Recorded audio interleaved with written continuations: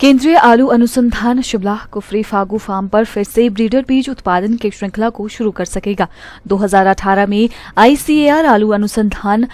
शिमला के कुफरी फागू खेतों सहित अन्य पर्वतीय राज्यों जिनमें उत्तराखंड और जम्मू कश्मीर के कुछ हिस्सों में सिस्ट नेमेटोड के मिलने से ब्रीडर बीजों के उत्पादन पर भारतीय सरकार ने रोक लगा दी थी, जिसके बाद केंद्रीय आलू अनुसंधान शिमला के वैज्ञानिकों ने इसे चुनौती के तौर पर लेकर इस सिस्ट नेमेटोड को खत्म करने के लिए नई रणनीतियों पर काम करना शुरू कर दिया। शिमला में केंद्रीय आलू अनुसंधान निदेशक ब्रिजेश सिंह ने पत्रकार वार्ता कर जानकारी देते हुए बताया कि केंद्रीय आलू अनुसंधान शिमला के अथक प्रयास के कारण भारत सरकार ने 6 मार्च को आलू बीज व केंद्रों के उत्तराखंड, हिमाचल प्रदेश और जम्मू कश्मीर से भारत के अन्य सभी राज्य व केंद्र शासित प्रदेश में आवाजाही की अनुमति कुछ विशेष शर्तों के साथ प्रदान की है और अब केंद्रीय आलू अनुसंधान शिमला अपने फार्म पर पुनः बीज उत्पादन की श्रृंखला को शुरू कर सकेगा। उन्होंने बताया कि वैज्ञानिकों द्वारा कई रसायनों को सिस्ट नेमेटोड संक्रमित आलू के बीज कंदों को उपचारित करने के लिए कई टेस्ट किए, जिसमें से सोडियम हाइपोक्लोराइड 2% रसायन को बीज उपचार के लिए उत्तम पाया गया। आलू के कंदों को खुदाई के बाद सोडियम हाइपोक्लोराइड के घोल को 30 मिनट तक डुबोकर रखने से ये सिस्ट नेमेटोड विघटित हो जाता है। मुद्दा ये है कि 2018 से हमारे जो कुफरी फागू के फार्म्स थे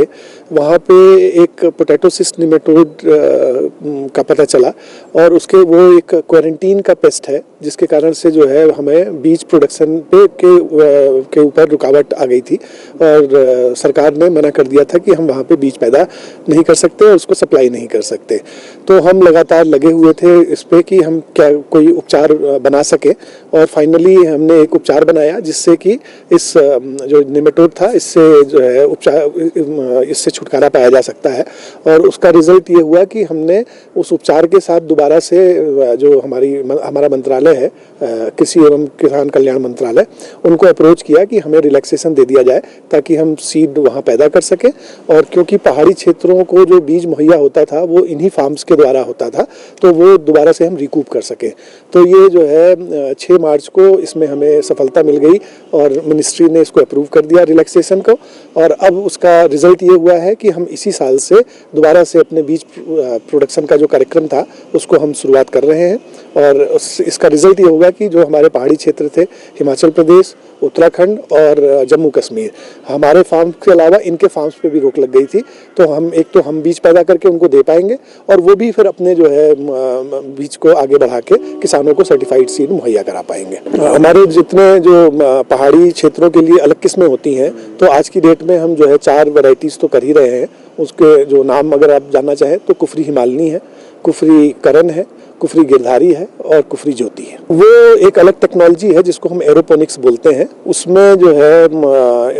एक मिस्ट के फॉर्म में पानी और न्यूट्रिशन दिया जाता है और आलू के जो